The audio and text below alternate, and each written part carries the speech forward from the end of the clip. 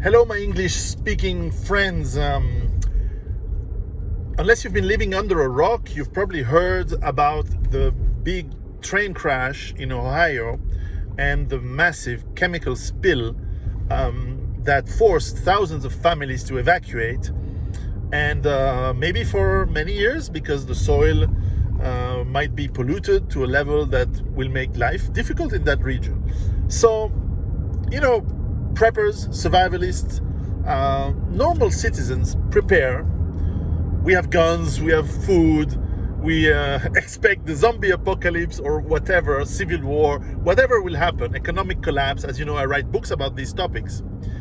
But often we forget that some dumbass can blow up the chemical plant that is in your town or in your area, or indeed, as it happens, a train full of chemical products derails, blows up next to where you live.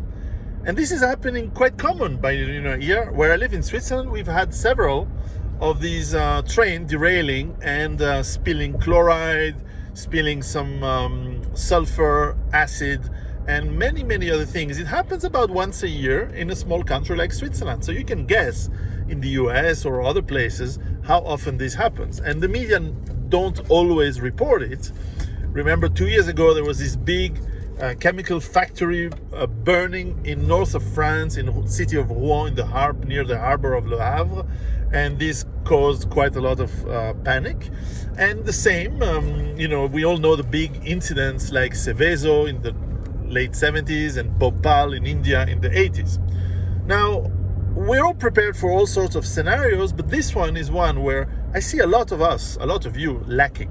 And this is why I co-wrote 6 years ago a book that is, of course, available in English, which is called CBRN. And I co-wrote with a specialist of the French special forces of the gendarmerie, which is part of the army, the GIGN, if you know. And we both wrote a book on how you prepare for chemical incidents. And in fact, in the title, C of CBRN stands for chemical. And of course, people are saying, no one is ever going to bomb us with chemical agents. We're not talking about that. As you figure out now, we talk about accidents, train derailings, factories blowing up. This happens. It happens all the time, all over the world, and it may happen near where you live. So how do you prepare yourself? Well, of course, I encourage you to buy and read this book. You can find it on the link that I put below. But fundamentally, there are two things.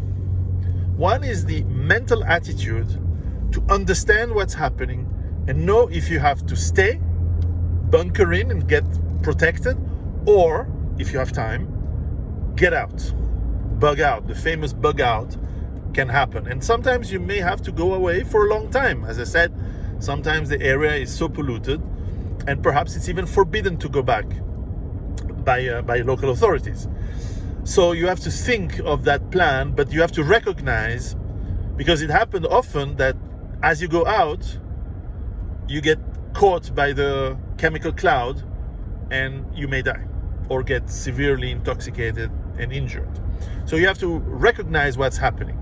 And the second thing is, of course, is the levels of protection you need to have should you be encountering this. And obviously, the first element is to avoid the second, because let's face it, you and I were never going to have a hazmat suit and a gas mask everywhere we go.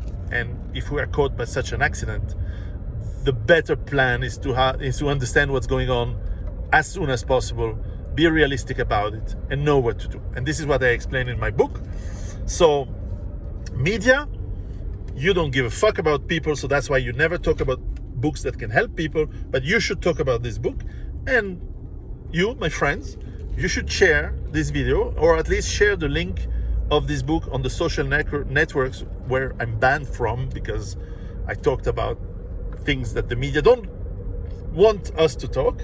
But certainly share this information, because it saves lives.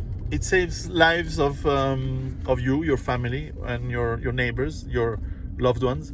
And these accidents happen, as we've seen, and we are reminded all the time when these accidents are mediatized, and then we forget. But that kind of preparation we should always be ready for. Prepare yourselves, and I'll speak to you soon. Ciao.